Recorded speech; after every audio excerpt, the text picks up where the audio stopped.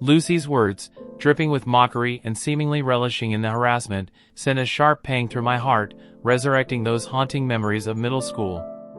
Back in those days, Lucy was the ringleader of torment, constantly bullying me for my poverty. In that moment, it felt like the final thread of my patience had been stretched too thin and finally snapped, unleashing a storm of emotions held back for far too long. Carter. Well, your husband will be unemployed from tomorrow. Lucy was shocked by my unexpected words, but soon laughed it off as a joke. However, she and her husband would soon understand the true meaning of my words. My name is Carter Young. I'm turning 42 this year. I met my wife Anna at work and we got married. It's our 15th wedding anniversary this year, and I've never really had a serious argument with the kind and family-oriented Anna. I'm always grateful to Anna, who always supports me, and we live a peaceful life together. One day, my company decided to hold an anniversary party. It's the 50th anniversary this year, so it was going to be a big event, and I was looking forward to it. On the day of the anniversary, I wore a suit and tie picked out by Anna and got ready to leave. Anna had her hair done beautifully in the morning and was wearing a light-colored dress. Anna. How do I look, Carter? Carter. You look incredibly beautiful. Her elegant beauty was mesmerizing, perhaps partly due to my bias. With Anna by my side, I headed to the venue. The venue we rented was quite large, and as we got closer, we saw more people heading to the same place. Anna. It's typical for a big corporation's anniversary party to have so many invitees. Carter. Yeah, there must be hundreds of people invited. While exchanging words with Anna, we entered the venue and waited for the event to start. Inside, many people had already gathered, exchanging greetings and introducing themselves. Company events are, in a way, a chance for self-promotion, so the more capable employees are eager to network. While I was greeting attendees, I was suddenly approached. Lucy. Is that you, Carter? Carter.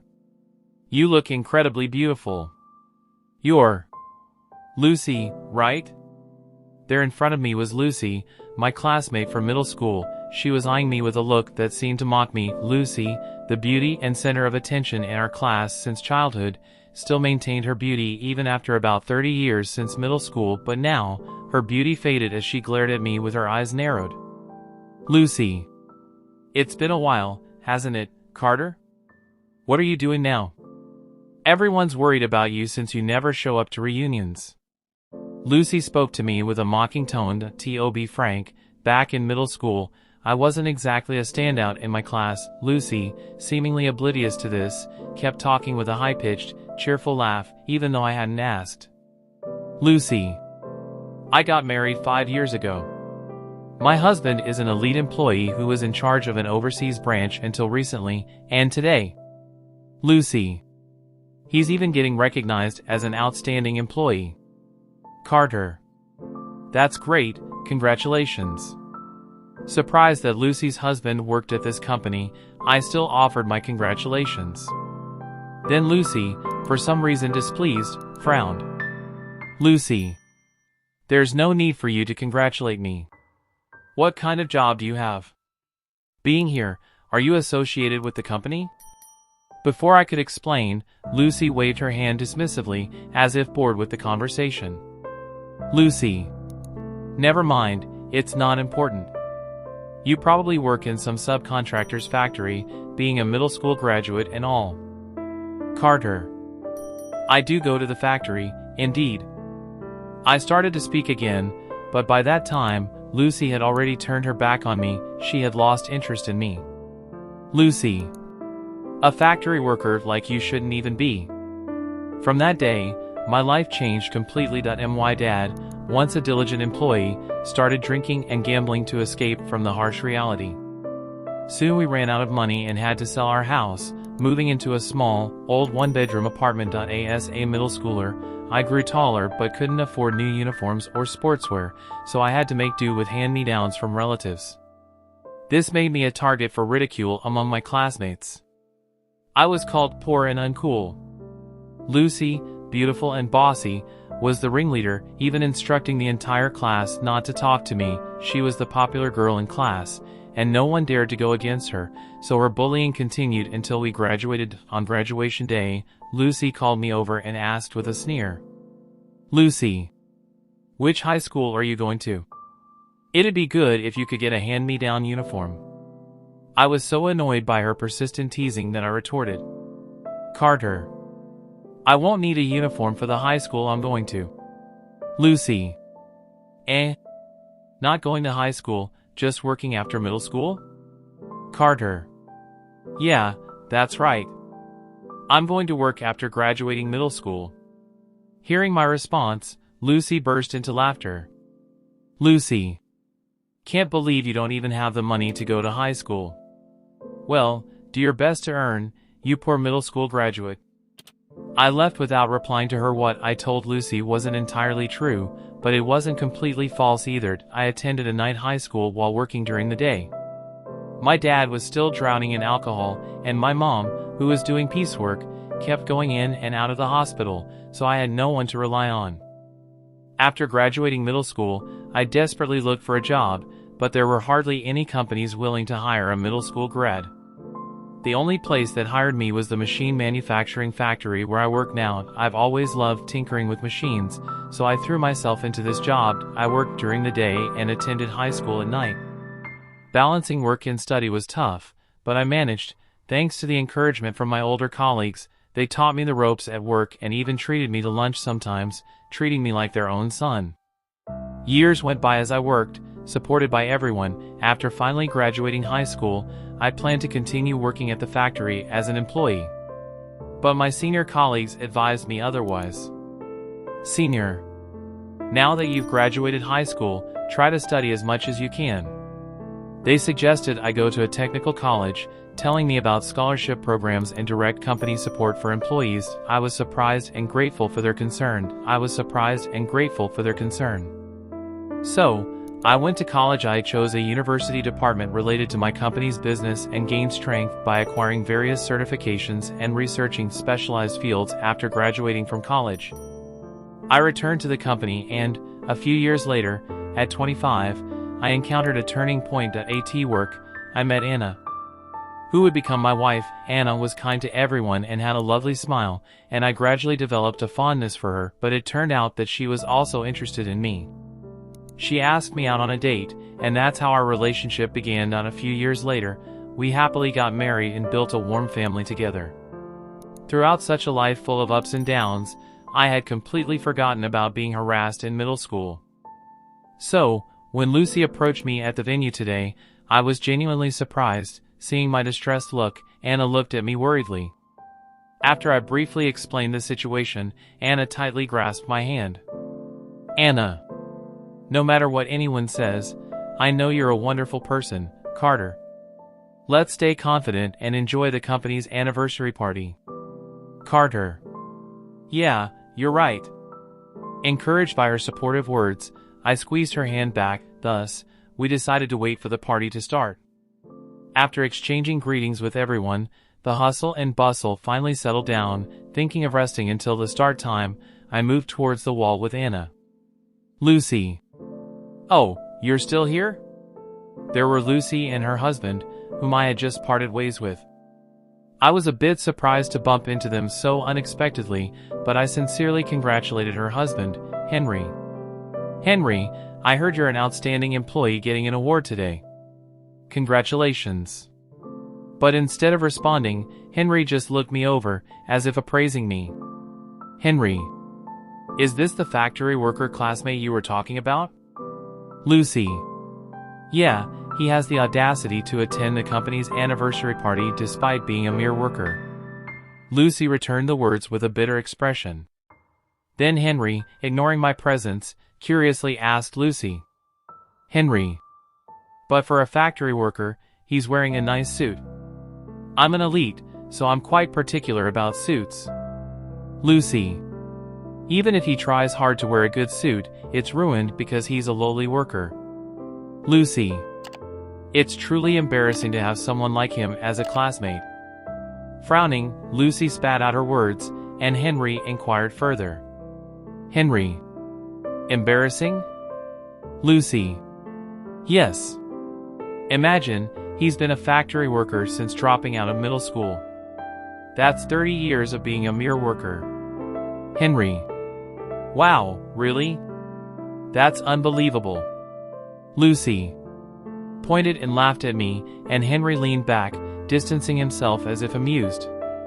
They both looked down on me with obvious disdain and then glanced at the person next to me. There stood Anna, watching the two of them intently. Henry. So this bottom-of-the-barrel worker, even though he's a dropout, managed to get married? Lucy. What does your wife do? Lucy asked me, and I answered honestly. Carter. She works in the same field as me. We met at work. At that moment, Lucy and Henry looked at each other and burst out laughing. Henry. A couple both sweating it out in the field, doing menial work. Lucy. Perfect match for an incompetent dropout like you. They started mocking not just me, but also my wife. I couldn't understand how they could say such awful things to my wife, a stranger to them. As I stood there stunned, Lucy blurted out. Lucy. But if I were you, I'd be too miserable to even mention working in a factory. Henry.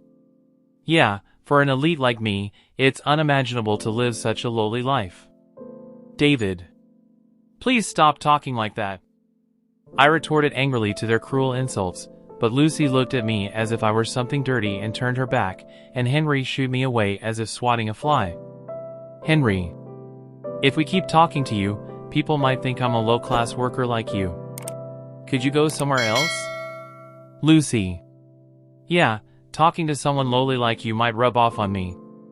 I was boiling with anger at such rude behavior, but as a grown-up, I couldn't just let my emotions take over and start yelling, so I tried hard to hold it in. However, Lucy seemed to mock my feelings and hurled more disdainful words.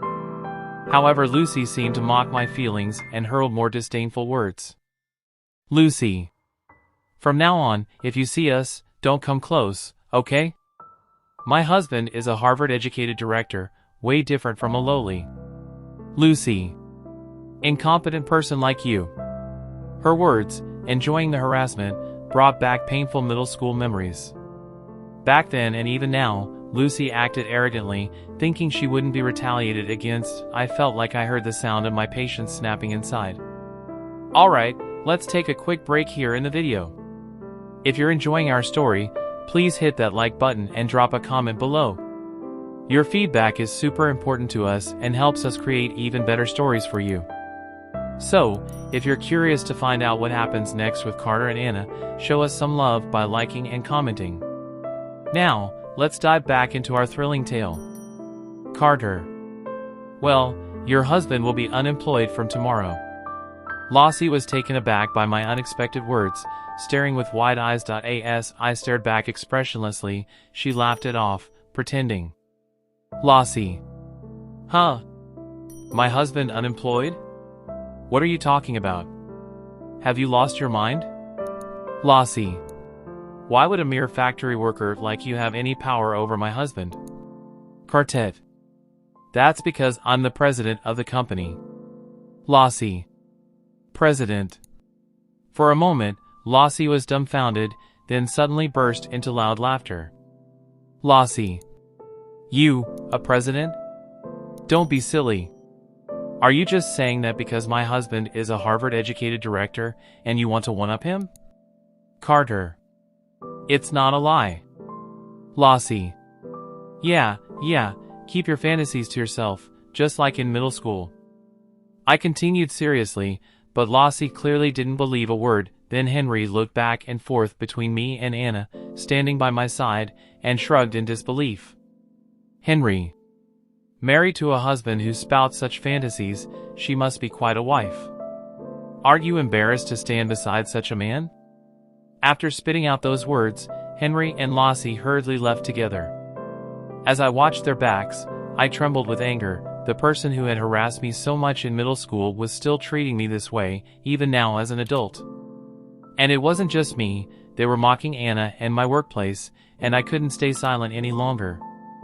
As I was about to step forward in anger to call them back, a gentle hand was placed on my shoulder. Carter. Anna. I heard everything, but it's not good to reprimand them here. Carter. But I couldn't just back down, especially after they laughed at Anna, but as I looked at her, I was taken aback by her unexpected expression. She wore a mischievous smile. Anna. I have a good idea. Hearing Anna's plan, I nodded deeply, feeling a sense of relief. When the announcement for the party's start was made, we moved to our assigned seats. The event began on time, and the employees started singing the company anthem. In my peripheral vision, I saw Lucy and Henry singing along as well. After checking with the organizers, it turned out that Henry was indeed being recognized as an outstanding employee and, along with several other distinguished employees, was escorted to a special seat with his family. Imagining what was about to happen, I suppressed a rising chuckle. After the anthem, the entertainment part started. There were performances by a magician and comedians summarizing the company's history in a skit, filling the room with a festive atmosphere. As the entertainment ended, the host led the applause and continued with the ceremony. Host. Next, we'll have a speech from the President and CEO, Mr. Young. Upon those words, I began to walk slowly as I stood on the stage. I looked over the gathered crowd, expressing my gratitude. While everyone listened intently, only two people were the exception. Lassie and Henry were staring at me, mouths agape in shock. Even from the stage, I could see their mouths moving. Lassie. Why? Why is he speaking? Henry. It can't be true, he's the president? I haven't heard anything about this. Imagining that's what they were muttering, I continued speaking. Carter. Normally, we would now proceed to the ceremony for awarding outstanding employees. However, before that, I have an announcement to make. The room was enveloped in silence in an instant. As I tried to continue with a smile, the host approached me. Host. What is your reasoning for this? The host asked me, appearing confused. It was then that Lassie suddenly stood up and shouted. Lassie. That's a lie. Everyone, this man was just a classmate from my middle school. He's just a mere factory worker. Why is he standing there? Carter. Yeah. This must be some kind of prank, but this taste in entertainment is terrible, right everyone? With her shrill voice, Lassie spat out these words, and next to her Henry grinned smugly, looking back and forth between me and Lassie, bursting into a brazen laugh. The guests in the room started murmuring, enveloped in a tense atmosphere. I continued speaking calmly. Carter. Lassie just mentioned earlier that working in a factory is a lowly job. She also told me not to talk to her anymore. Carter. Fearing that the lowliness would rub off on her. Lassie. So what? Lassie glared back at me, hands on her hips, still refusing to admit her wrongdoing. Carter. I work for this company. I cannot continue working with someone who is ashamed of our work. Lassie. But my husband is an elite director, completely different from you. End this charade now. But at that moment, the executive director, Ethan, rushed to the awardee's seat, his face flushed with anger, and started yelling at Henry. Ethan. Hey! Apologize to Mr. Young right now. However, Lassie and Henry, still half smiling, refused to believe Ethan's words. Henry. What's wrong, Ethan? Why should we apologize to some factory worker? Lassie. Yeah. He's just a lowly, incompetent worker. He's just trying to scare us by lying about firing my husband. But Ethan shouted back, his voice trembling. Ethan. State the name of our company. Carter. Young High-Tech Corporation, but... Young, oh. Muttering this, Henry suddenly realized and his face turned pale. Henry. His name. Carter Young, could it be, he's really our company's president? At Henry's words, Lassie froze in shock. During this time, I had been watching them, and judging that they finally understood, I spoke again. Carter. It seems you finally believe me. Henry, his face ashen, was shaking all over, hardly able to stand from his chair. In fact, Anna is the daughter of a major manufacturer that produces some of the leading semiconductor devices in the country. The company that accepted me, a middle school grad, was one of her parents' factories. At that time, it was still a mid-sized company taking on various machinery productions, but 30 years ago, it developed its first proprietary product, a microcurrent meter, and has since expanded its business with the advancement of electronic device technology. Now, alongside semiconductor manufacturing, we're collaborating with foreign companies to develop even more precise testing systems. Combining the knowledge I gained in college with a practical perspective, I actively participated in product development after graduating, resulting in several hit products. Thanks to this, I was transferred to the headquarters, promoted to Director of Electronic Hardware Development, and that's where I met Anna. Even after our marriage, Anna's family never spoke ill of my past attending a night high school. Instead, they warmly accepted me as a diligent and enthusiastic young man, rare in this era. Wanting to repay this family and the company that raised me, I devoted myself to my work without distraction. Then 2 years ago, when Anna's father retired, I took over as the president. Understanding the truth, Henry looked like he was about to collapse, and Ethan addressed him even more desperately. "Ethan, you were overseas, so you might not have known directly, but at least check the information about the company you work for." Henry, his face still pale, tried to stammer an excuse. Henry, his face still pale, tried to stammer an excuse, but Ethan, his face red with anger, kept yelling. "Ethan, you're so caught up in being an elite from Harvard University that you don't even know the face of our president. Ethan, I'm ashamed that I recommended someone like you as an outstanding employee." Ethan then grabbed Henry by the scruff of his neck and dragged him in front of me. Ethan forcefully bowed Henry's head and then joined him in kneeling down. "Ethan, I deeply apologize for the disrespectful behavior of my subordinate. Please forgive us."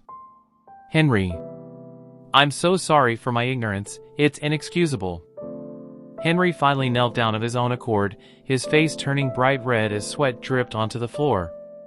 Anna, who had been watching this unfold, turned to me with a question. Yes, this was the plan Anna had come up with.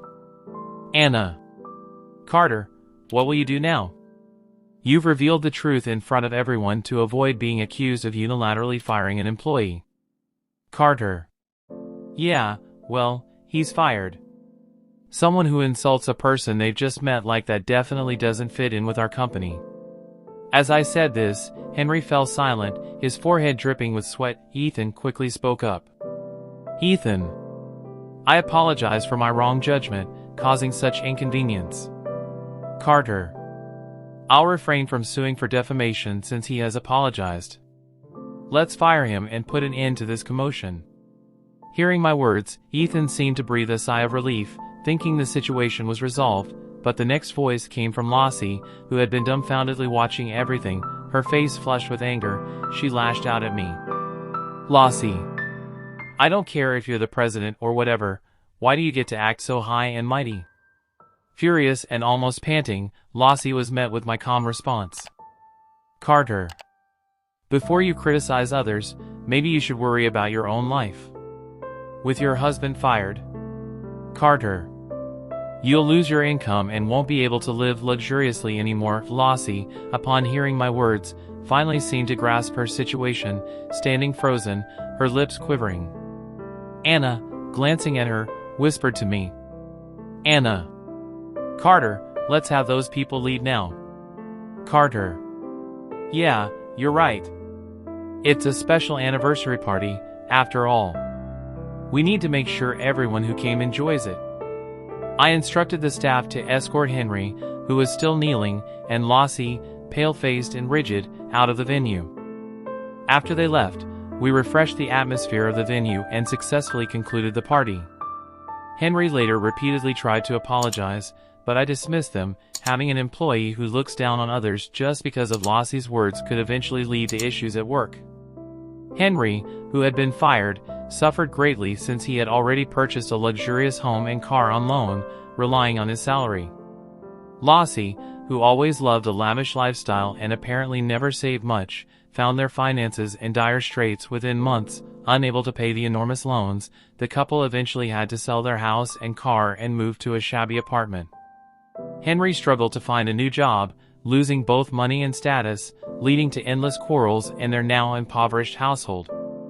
Eventually, they divorced and now live separately. Henry, desperate for a job, finally found work as a factory worker. He spends his days standing in front of a conveyor belt, endlessly assembling machines as part of a repetitive process. Meanwhile, Lossie became a topic of discussion among her local classmates for her actions towards me. Abandoned even by her family, she now lives alone, struggling to afford meals. Her once prized beauty faded away. She's barely making ends meet by working night jobs. As for Anna and me, we continue to live happily. Our focus on developing excellent employees led to stable and growing company performance. Just as the company helped me, I now aim to fulfill the hopes of the younger generation. We've enhanced our educational programs and training systems for our employees, which has already led to the creation of an innovative new product. This product is expected to be a significant step forward for our company, but it's not just a new product that was born. Anna and I also welcomed a beautiful daughter. Anna's family is overjoyed and adores her. Anna, I'm so glad I met you. I'm truly happy. Carter. Me too. When I graduated from middle school, I thought my life was over, but by never giving up on my potential and tirelessly searching for a path, I've been helped by many and now lead such a happy life. I want to continue delivering products that make the world a better place, as a way to give back. With this resolve in my heart, I smiled at my precious family. As we wrap up this incredible story, don't forget that there's so much more to explore on our channel. If you enjoyed this journey with Carter and Anna, you're going to love our other videos too. So go ahead, dive into our playlist, and keep the adventure going. And if you haven't already, make sure to subscribe and turn on notifications so you don't miss out on any of our upcoming stories. Thanks for watching, and we can't wait to share more exciting tales with you.